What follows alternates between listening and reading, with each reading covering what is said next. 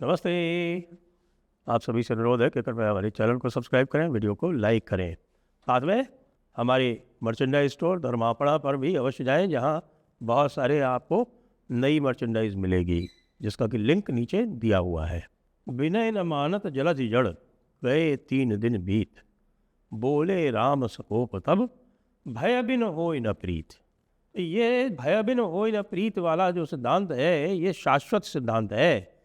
मर्यादा पुरुषोत्तम भगवान राम तक ने यह कहा था, उनको कहना पड़ा था। और जब उसके बाद फिर जब उन्होंने अपना रोष प्रकट किया और तैयार हुए समुद्र को सोखने के लिए, तो समुद्र आता है शठ समुद्र, चढ़ समुद्र, मूर्ख समुद्र, धृष्ट समुद्र। वो आता है भगवान राम के आगे हाथ जोड़ के खड़ा हो जाता है और फिर उनको तरीका बता देता है कि भाई ऐसे करेंगे आप तो आप तो इस समुद्र को बांध सकेंगे। यही काम आज पश्चिम बंगाल में हो रहा है। और कर कौन रहा है इसको? ये हो रहा है इलेक्शन कमीशन ऑफ इंडिया की ओर से। क्योंकि मालदा में जो कुछ हुआ वो आपने बहुत कुछ सुना, बहुत कुछ नहीं भी सुना होगा। थोड़ा बहुत मैं और बता दूंगा आपको। जो कुछ भी आपने समाचार पत्रों में सुना है उसके बाद भी बता देता हूँ कि कल 3:30 बजे इलेक्शन कमीशन ऑफ इंडिया ने, चीफ इलेक्शन कमिश्नर ने एक मीटिंग की वर्चुअली। और उस मीटिंग में कौन कौन शामिल थे? सीएस के अतिरिक्त, सीएस चीफ सेक्रेटरी जो थे, वो चीफ सेक्रेटरी उस समय दिल्ली में ही थे, उनको दिल्ली तलब कर लिया गया था, तो वो दिल्ली में ही थे। उसके अतिरिक्त बाकी जितने भी बड़े बड़े लोग थे वहाँ पर, होम सेक्रेटरी, डीजीपी, सारे एडिशनल डीजीज, सारे आईजीज, सारे एसपी एसएसपीज और सारे एडिशनल एसपीज, सारे डीएम्स, सारे एडीएम्स, सारे डीईओज मतलब डिस्ट्रिक्ट इलेक्शन ऑफिसर्स। तो कई जगह डिस्ट्रिक्ट इलेक्शन ऑफिसर स्वयं डीएम ही है, और कई स्थानों पर जैसे कलकत्ता है या और टाउन्स हैं, बड़े टाउन्स हैं, वहाँ पर दूसरे आईएएस अधिकारियों को नियुक्त किया गया है डीईओ के रूप में।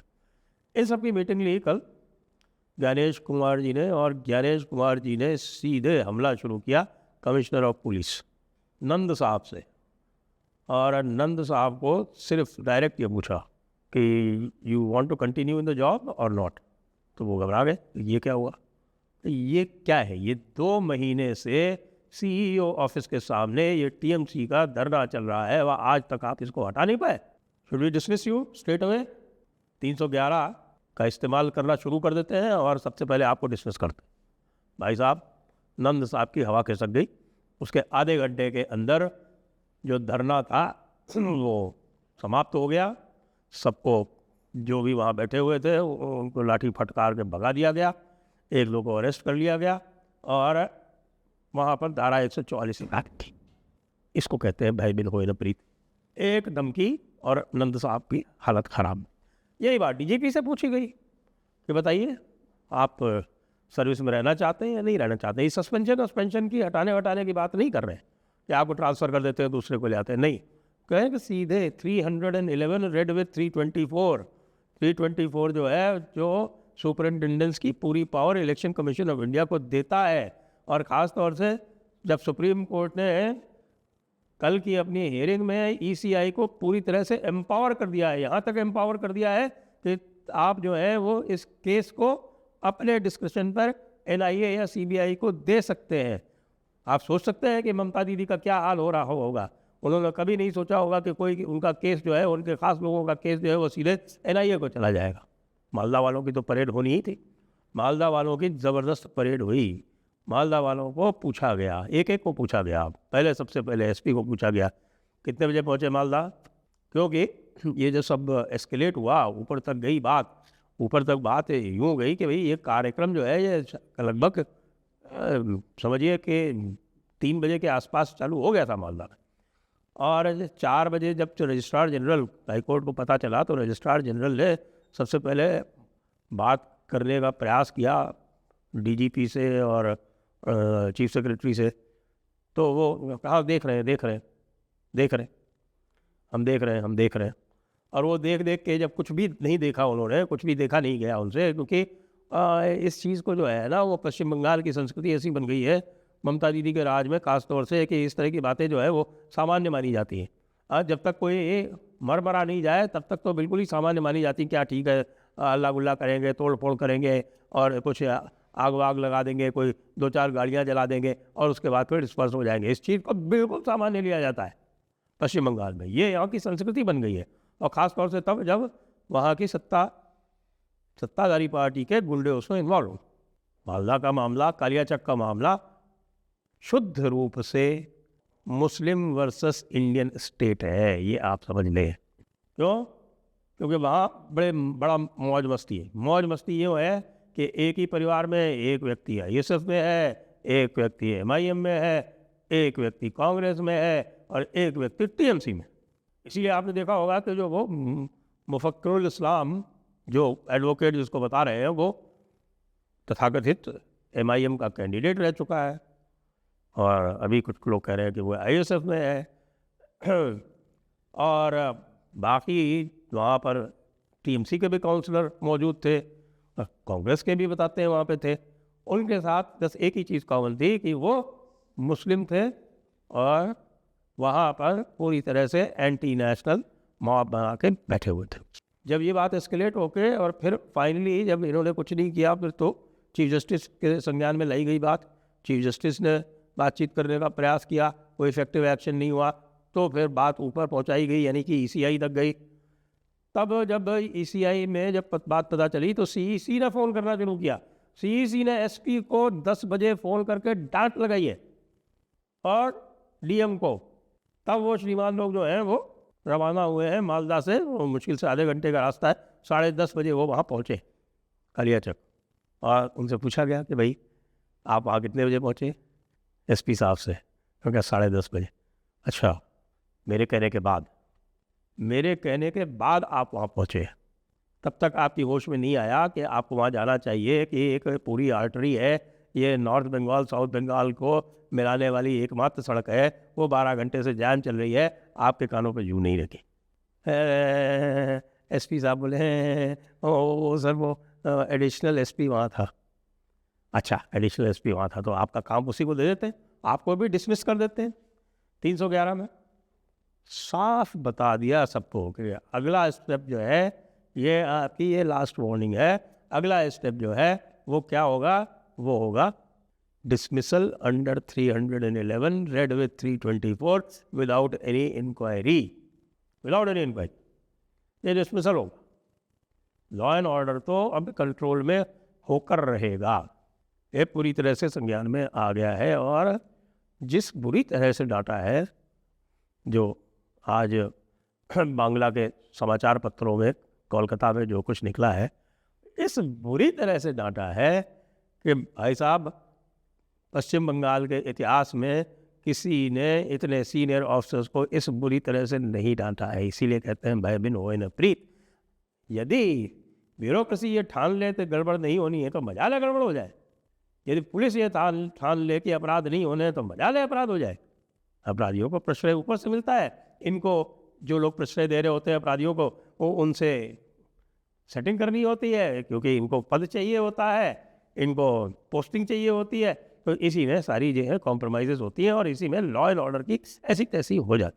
एकमात्र अधिकारी जो इनकी प्रशंसा हुई वो होम सेक्रेटरी थी संघमित्रा, लेडी ऑफिसर। वो एकमात्र ऑफिसर ऐसी थी जिनकी की तारीफ की गई, लेकिन नीचे तो कोई सुन नहीं रहा है ना। पुलिस वाले जो है, थानेदार चेंज हो गए, थानेदार के साथ साथ जब तक वो पुलिस वाले जो नीचे वाले जो है चौकी वाले चेंज नहीं हो गए, तो सबके जो है वो संपर्क सूत्र बैठे हुए हैं। वहाँ कोई पोस्टिंग SP थोड़ी करता है पुलिस वालों की। वहाँ जो पूरा का पूरा जो TMC का कुनबा बैठा हुआ है, वो अपने हिसाब से लोगों को सेट करवाते हैं, अपने आप से लोगों की सेटिंग करवाते हैं। तो एक तरह से तो लिख के देते हैं SP को, और SP उसके ऊपर साइन करता है। इस तरह की स्थिति है। मेरे साथ एक बार इस प्रकार का हुआ जब मैं कलेक्टर डिस्ट्रिक्ट मजिस्ट्रेट लगा था बाड़मेर का, तो एक MP साहब आए, उन्होंने मुझको एक पटवारियों की लिस्ट दी। पटवारियों की लिस्ट में बाकायदा पूरी एक्सरसाइज करके, कोई 55 पटवारी थे चौटन तहसील में, वो 55 पटवारियों में से शायद 52 की उन्होंने लिस्ट बना दी, और बाकायदा उसमें सबसे पहले ऊपर सीरियल बना के सीरियल नंबर, फिर नाम, फिर वर्तमान पदस्थापन, इच्छित पदस्थापन, एक रिमार्क्स का कॉलम भी था जो मोर और लेस खाली था, वो बना के दे दी कि साहब ये ट्रांसफ़र करने। अब आप देखिए, मुझको शायद 2-4 दिन ही हुए थे वहाँ पे, तो मैंने उसको बड़े ध्यान से पढ़ा, या ध्यान से पढ़ने की एक्टिंग की, और ध्यान से पढ़ने की एक्टिंग करने के बाद फिर मैंने उसे मुस्कुराते हुए एमएलए साहब को वापस दे दिया, और एमएलए साहब को कहा कि साहब आपने बड़ी अच्छी एक्सरसाइज की, अब ऐसा करिए कि आप अपने दस्तखतों से ही इसको जारी कर लीजिए। वो मेरा मुंह देखने लगे, कहा भाई आप अपने दस्तखतों से जारी कर लीजिए, मेरे दस्तखतों से तो जो मैं अपने हिसाब से करूँगा। तो नाराज़ होकर तुरंत चले गए और चले जाकर ऊपर जाकर चीफ मिनिस्टर को शिकायत की। लेकिन चीफ मिनिस्टर थे भैरव सिंह जी शेखावत। यदि ममता बनर्जी होती तो शायद मेरा भी वही हाल होता जो इन लोगों का हो रहा है। लेकिन मुझे तो पता नहीं था कि भैरव सिंह जी मेरे इस कदम की सराहना करेंगे या नहीं करेंगे, लेकिन उन्होंने की, मुझे पता नहीं था, लेकिन फिर भी मैंने ये स्टेप लिया। ममता दीदी के यहाँ कोई भी ऐसा स्टेप लेगा तो वो परमानेंट साइडलाइन बैठेगा, ये पक्की बात है। लेकिन अब बाजी ज्ञानेश कुमार के हाथ में है, और कल जब भवानीपुर का जो नॉमिनेशन हुआ, और भवानीपुर के नॉमिनेशन में आरओ के यहाँ जब शुभेंदु अधिकारी और अमित शाह जी देने गए वहाँ पर नॉमिनेशन, तो सामने ऑफिस के सामने लाउड स्पीकर लगा के गालीबाजी कर रहे थे तृणमूल के लोग। और जब वहाँ पर जाकर इलेक्शन कमीशन के या जो और अधिकारी थे उन्होंने कहा डीसीपी से, जो डिप्टी कमिश्नर पुलिस था, कि भैया इनको हटाओ, ये इसका तार काट दो, तो कहते थे नहीं, हमने इनको सिक्योरिटी दे दी है, आपके अधिकारियों को सिक्योरिटी दे दी, कल तक इनका भी सस्पेंशन या डिसमिसल हो जाए तो आश्चर्य मत कीजिएगा। उधर से ममता दीदी पीछे नहीं है, ममता दीदी लगातार उकसा रही हैं, लगातार इंस्टिगेट कर रही हैं। यहाँ तक कहते हुए उनको सुना गया है कि कालियाचक जो है वो हर स्थान पर होना चाहिए, कि मुझे उनको लग रहा है कि वो शायद सिंपैथी लेना चाहती हैं, और चाहती है कि प्रेसिडेंट रूल लगे तो उनको कुछ सिंपैथी लगे। तो भाई मैं तो ये कहता हूँ कि उनकी ये इच्छा पूरी कर देनी चाहिए, क्योंकि मैं जानता हूँ अच्छी तरह से कि जैसे ही उनके जो गुंडे हैं उनके 2-4 लाठियाँ लगी और 4-6 अंदर बंद हुए, तो ये जितनी भी इनकी गुंडा पार्टी है ना, वो सारी की सारी गायब हो जाएगी। प्रेसिडेंट रूल में पता चल जाएगा ममता दीदी ये अकेली कैंपेनिंग कर रही, और ममता दीदी की कैंपेनिंग पे भी ECI बैन लगा सकता है यदि इस तरह की बातें करेंगी तो। 100 बात की एक बात, भय बिन होए न प्रीत। जय हिंद, जय भारत, वंदे मातरम।